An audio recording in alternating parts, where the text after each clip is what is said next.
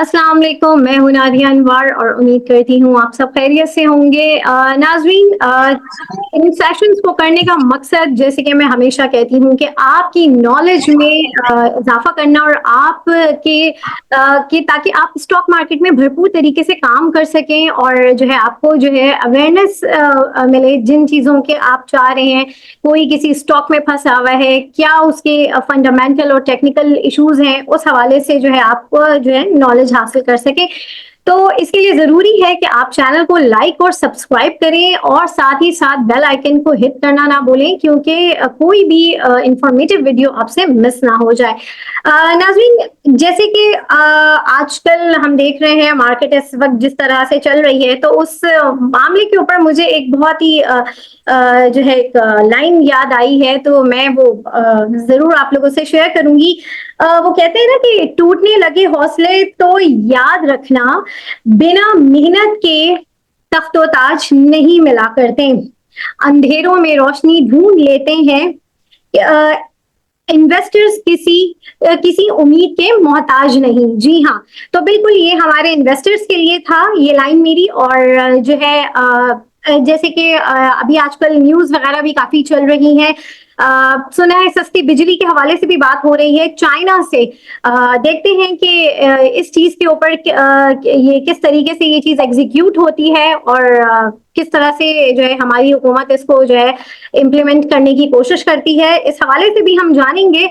और इन सारी बातों को शुरू करने से पहले, आज के सेशन को शुरू करने से पहले जो है नाज़रीन, मैं आप बताती चलूँ कि आज हमारा सेशन जो है जिनके साथ है, जी हाँ, वो हमेशा हमारे चैनल पे आते हैं और जो है आप लोगों को इंतज़ार होता है, तो इसलिए आज जो है हम उनके साथ आज हम प्रोग्राम कर रहे हैं। जी हाँ, मैं बात कर रही हूँ चेज़ सिक्योरिटीज़ के CEO मिस्टर अली नवाज की। आज वो हमारे साथ प्रोग्राम में मौजूद हैं और उनसे हम जानेंगे मार्केट के हवाले से सबसे पहले कि मार्केट में क्या हो रहा है, और फिर जो कुछ न्यूज़ हैं उनके हवाले से भी डिस्कस करेंगे। हमारे भी सवालात होंगे, आप लोगों की भी सवालात होंगे, लेकिन आप लोगों से बस मेरी गुजारिश है कि आप लोग अपना माइक जो है वो ऑफ रखिएगा और जब आप लोगों से सवाल पूछा जाए तो काइंडली अपने हैंड रेस कर लीजिएगा, ठीक है। तो आइए हम अपने गेस्ट को वेलकम करते हैं। अस्सलाम वालेकुम सर। वालेकुम, thank you so much, thank you. Sir कैसे हैं आप, खैरियत से हैं? बिल्कुल ठीक है, शुक्र, आप खैरियत से? अल्हम्दुलिल्लाह। सर सबसे पहले तो जो है मैं मार्केट रिव्यू जानना चाहूंगी। परसों मॉनेटरी पॉलिसी थी, as per expected monetary policy deduct हुई, कितने परसेंट हुई वो सबके मुख्तलिफ थे। थोड़ा सा उस हवाले से बताएं कि अब आगे मार्केट पे क्या मार्केट पे इसका इम्पैक्ट पड़ेगा। और दूसरा ये कि अभी पूरे जुलाई के महीने में हमने एक मिली जुली कैफियत देखी मार्केट की, थोड़ा सा मार्केट में जो है वो मंदी की सूरत हाल थोड़ी ज्यादा थी, तो थोड़ा सा इसके ऊपर बताएं कि क्या रहा, और आज की मार्केट को भी डिस्कस करेंगे। जी बिल्कुल। देखिए, हमने पिछले एक साल में तो देखा कि मार्केट जो है वो काफी अच्छी परफॉर्म की है। तकरीबन इंटरेस्ट रेट्स आपके 22% के करीब थे, वहां से कम होकर 19.5% पर अब है। इन्फ्लेशन आपकी 38% तक थी, अब आपकी इन्फ्लेशन 10% और 11% आ रही है। और इसी एंटिसिपेशन में, सिंस आपकी जब इन्फ्लेशन के नंबर्स नीचे आ रहे थे, तो मार्केट में एक रैली अच्छी फॉर्म हुई पिछले कुछ महीनों से, इसी एक्सपेक्टेशंस पे कि अब इन्फ्लेशन नीचे आ रही है और इंटरेस्ट रेट्स नीचे जाएंगे। और हमने देखा भी कि आखिरी दो मॉनेटरी पॉलिसीज में 100 बिप्स से 150 बिप्स और 100 बिप्स से नीचे आई हैं। I think which is a very positive sign. और हमने आज सुबह को फाइनेंस मिनिस्टर का व्यू भी न्यूज़पेपर्स में देखा, जब वो एक्सपेक्ट कर रहे हैं कि इन्फ्लेशन सिंगल डिजिट में आ जाएगी और इंटरेस्ट रेट्स में और मजीद कम होने की गुंजाइश है। तो ओवरऑल इंटरेस्ट रेट्स तो लग रहा है कि अगले 5-6 महीने में कंटिन्यूसली नीचे ही जाएंगे और ये 15-16% तक आ सकते हैं। अभी भी यहाँ पर 450 बिप्स की जगह है कट होने की। रही बात कि अक्सर लोगों की ये क्वेरी होती है कि जब 100 बिप्स कट हो गया तो उसके बाद मार्केट क्यों नहीं बढ़ी। देखिए, मार्केट में काफी जो इन्वेस्टर्स होते हैं, चाहे वो इंस्टीट्यूशनल्स हो चाहे वो HNW, वो अपने आप को पहले से पोजीशन कर लेते हैं। देखिए, आज आपको पता है कि इंटरेस्ट रेट जो है वो सितंबर में भी कम होगा, तो आज आप उसकी तैयारी आज से करना शुरू कर देंगी और जब वो एक्चुअली एक इवेंट हो जाएगा तब जो है वो वहां पर थोड़ी सी प्रॉफिट टेकिंग हम देखते हैं। तो आई थिंक इसमें कोई घबराने की बात नहीं है। जो इस तरीके के करेक्शंस हेल्दी होती है मार्केट के लिए, और हम ऐसा कोई नहीं लग रहा है कि जो है वो ये रैली कोई खत्म हो गई है और यहाँ से जो है वो ओवर हो गया है। आई थिंक ये करेक्शंस के बाद मार्केट दोबारा जो है वो अपनी बुल रैली जो है वो रिज्यूम कर लेगी।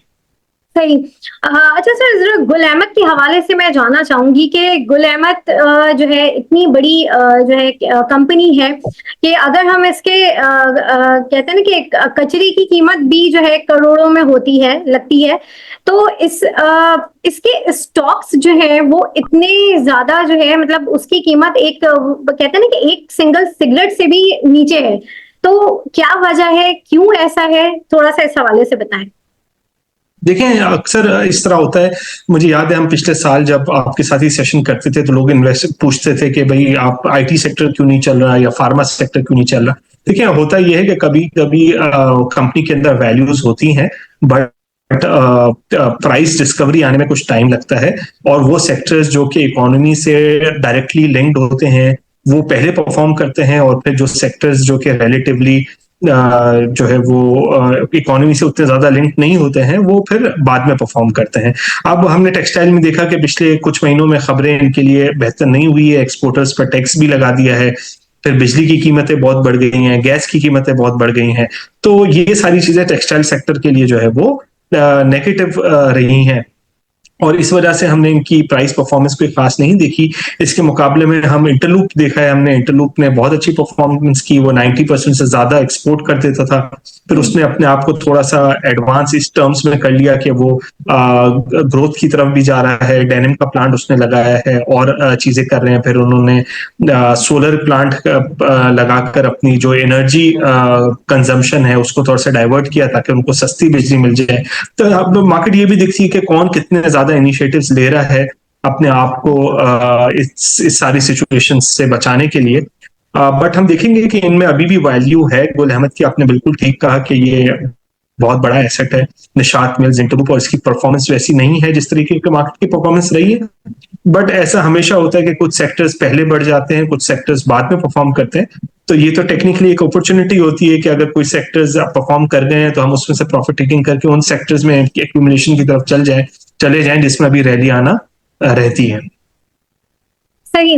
अच्छा सर, जरा सा सिनर्जी के हवाले से बताएं कि सिनर्जी में बहुत लोग फंसे हुए हैं। अक्सर लोगों से जब बात करें तो जुजविक सिनर्जी लोगों ने अपनी बहुत बड़ी बड़ी इन्वेस्टमेंट जो है वो लगाई सिनर्जी में। 10 लाख जब वो 10 रुपए का मिल रहा था, काफी लोगों ने उसमें अपनी इन्वेस्टमेंट लगाई, लेकिन वो फिर उसके बाद जो है उस तरीके, बल्कि अब वो बहुत नीचे आ गया है, तो लोग उसमें बहुत ज्यादा फंसे हुए हैं और ना मार्केट से एग्जिट कर पा रहे हैं, ना कुछ और काम कर पा रहे हैं। क्या हिस्ट्री है, और इसकी भी थोड़ी सी हिस्ट्री भी बताएं कि पहले ये बाइको था, फिर ये हुआ, क्या इनके अंदर भी मामला चले। तो थोड़ा सा इस हवाले से आप बताएं कि क्या है इस एनर्जी के हवाले से। देखिए, सिनर्जी तो हमारी एक्टिव कवरेज लिस्ट में है नहीं, और हम इस पे इन्वेस्टमेंट रेकमेंड भी नहीं करते थे, ना 10 रुपए पे और ना ही इस लेवल्स पर। हाउएवर इसमें बेसिकली देखें आप, सिर्फ सिनर्जी नहीं, अगर आप पिछले 2-3 सालों में देखें तो ओवरऑल रिफाइनरी सेक्टर्स के लिए कुछ खास पॉजिटिव नहीं रहा है। हम अगर अटक रिफाइनरी को सिर्फ एक अलग कर दें तो इसके बाद हमने एनआरएल भी देख रहे हैं कि पिछले कुछ क्वार्टर से लॉस कर रहा है, फिर पीआरएल के भी जो है वो काफी वॉलेटाइल रिजल्ट्स रहे हैं। फिर रिफाइनरी पॉलिसी हम देख रहे हैं पिछले 2 साल से आ रही है, अभी तक वो नहीं हो सकी है, रिफाइनरीज ने एग्रीमेंट साइन नहीं किए हैं, तो अभी सेक्टर की प्रॉफिटेबिलिटी कुछ खास बेहतर है नहीं। ना ही रिफाइनरी हमारी एक्सपोर्ट्स करती हैं, ज्यादा लोकल मार्केट्स में ही सेल करती हैं। तो आई थिंक ये लेवल वो है कि जहां पर मैं इन्वेस्टर्स से रेकमेंड तो नहीं करूंगा कि यहाँ से वो बेच दें इन स्टॉक्स को, बट आई थिंक इनको थोड़ा सा वेट करना पड़ेगा जब तक हमारी रिफाइनरी के जो ओवरऑल ग्रॉस रिफाइनरी मार्जिन हैं वो इंटरनेशनल मार्केट्स में बढ़ जाएं, फिर ये रिफाइनरीज अपग्रेड वो ऐसा फ्यूल प्रोड्यूस करें जिसकी डिमांड लोकल मार्केट और इंटरनेशनल मार्केट्स में हो, तो वहां ओवरऑल रिफाइनरी सेक्टर के थोड़े प्रोस्पेक्ट्स जो है वो बेहतर होना शुरू करेंगे। सही। अच्छा सर, ये वेव्स और जीजीएल वगैरह में भी काफी लोग स्टक हैं, तो उनको आप क्या कहेंगे?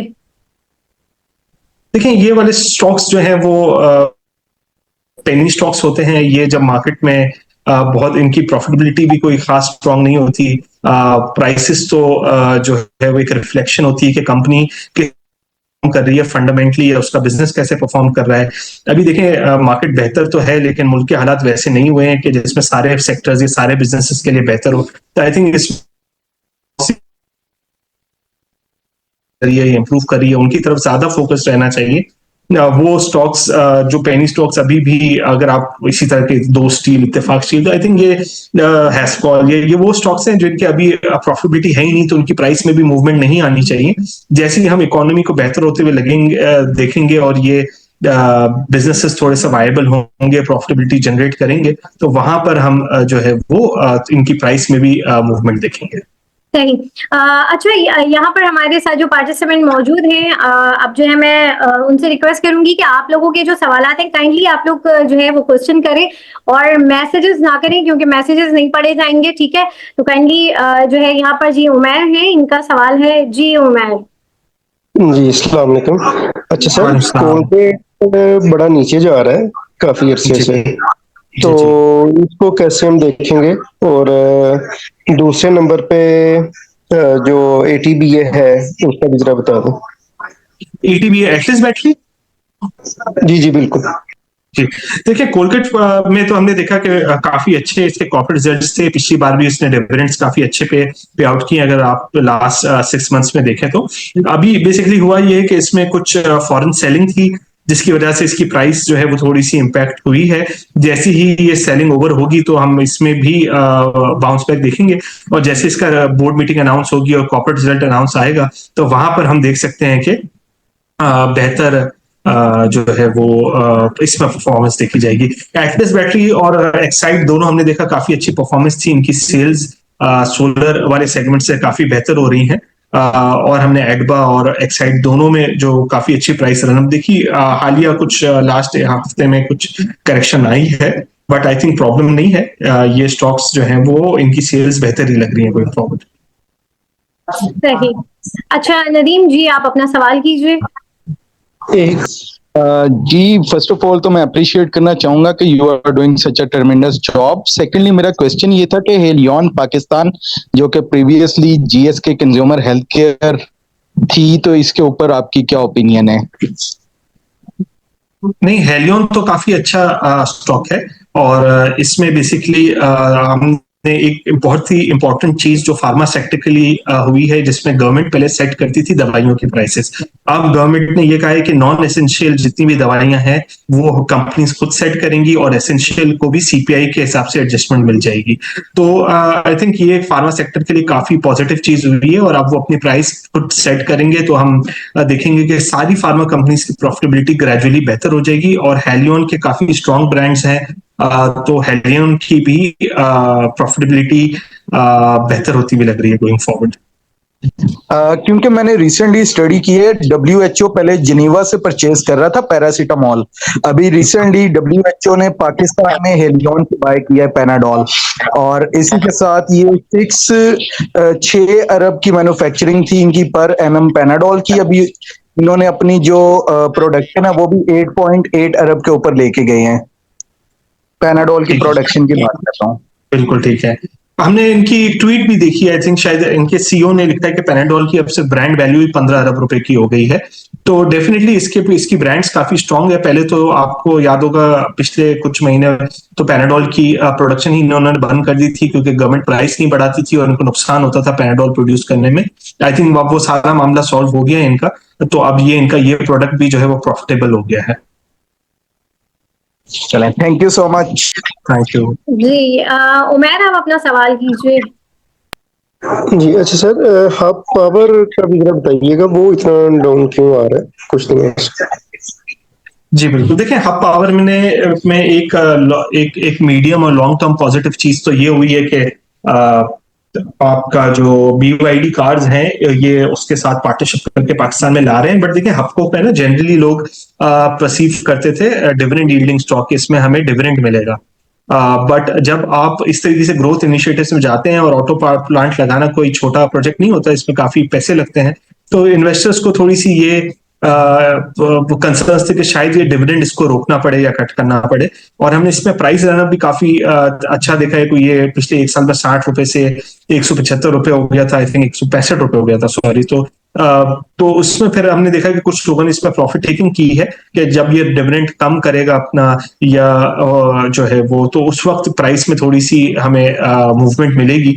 आई थिंक वो बात है, बट मुझे नहीं लगता कि इसकी प्राइस में कोई हम बड़ी करेक्शन देखेंगे। और ये BYD तो काफी अच्छा प्रोजेक्ट है, इलेक्ट्रिक कार्स की तरफ सारी दुनिया जा रही है और ये पाकिस्तान में पहले होंगे। और हमने कुछ मॉडल्स वगैरह की तस्वीरें भी देखी हैं, उसका भी सुना है कि रिस्पॉन्स काफी अच्छा आया है कंपनी को। तो आई थिंक ये आपको तो जो पहले डिविडेंड स्टॉक था, अब तो ये ग्रोथ स्टॉक बन जाएगा। सही। वसीम, आप अपना सवाल कीजिए प्लीज।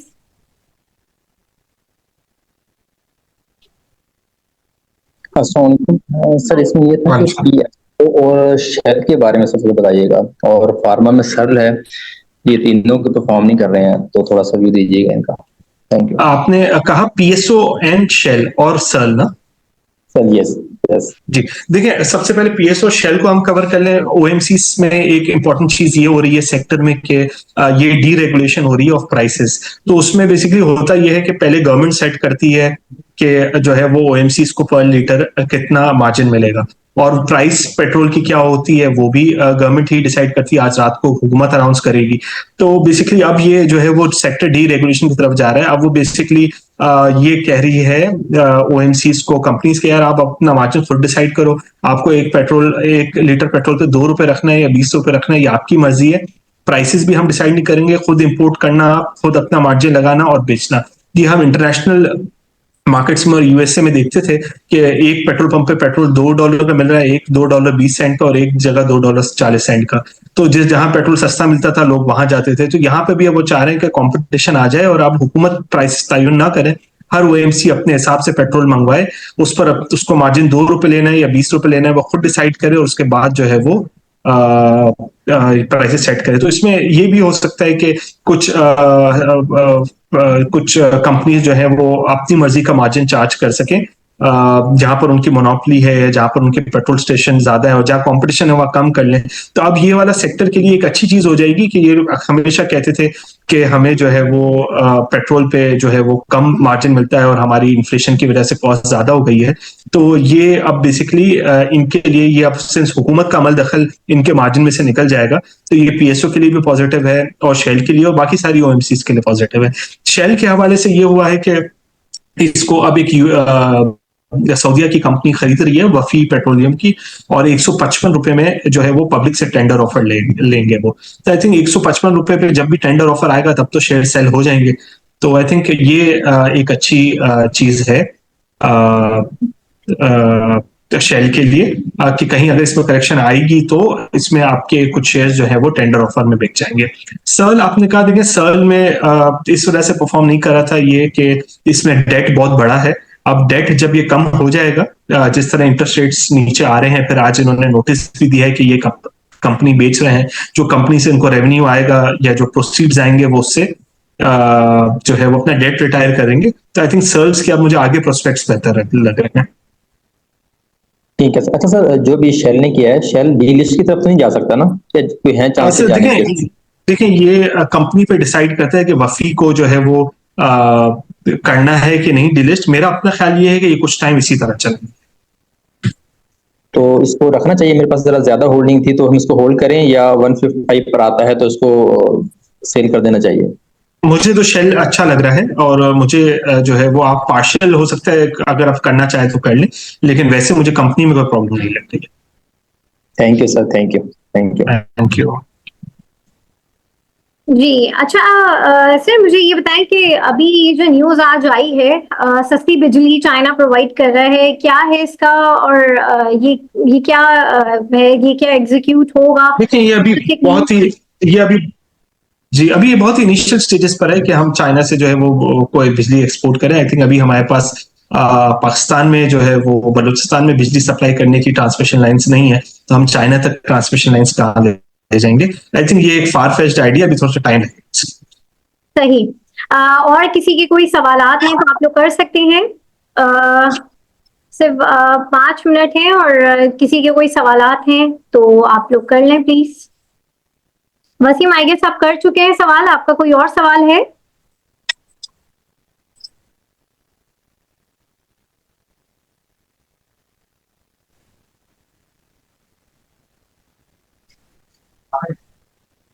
जी मुनीब, आप अपना सवाल कीजिए।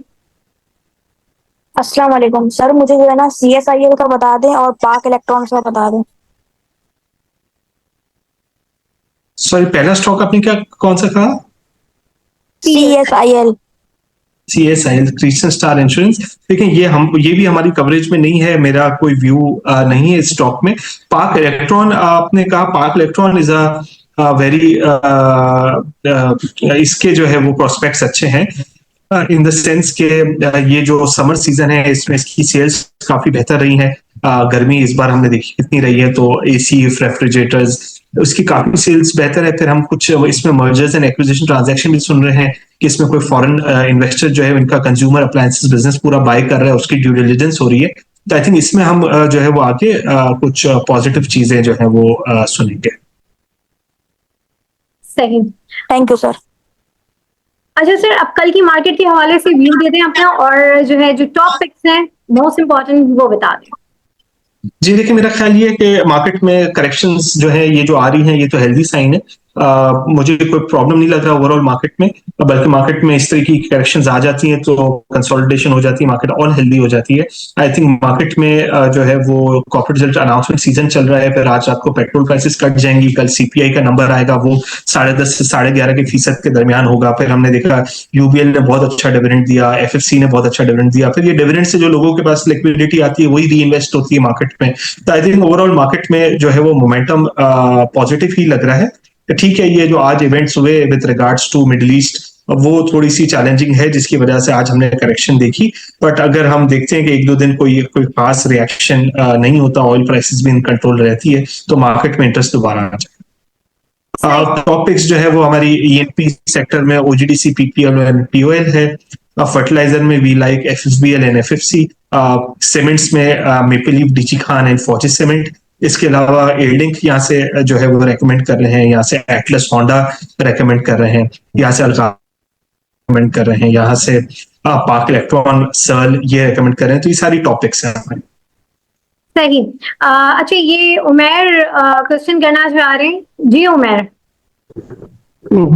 जी अच्छा सर, एक बात सुनने में आ रही है कि जो फॉरेन सेलिंग बहुत ज्यादा हो रही है आजकल में, तो क्या ये बात ठीक है?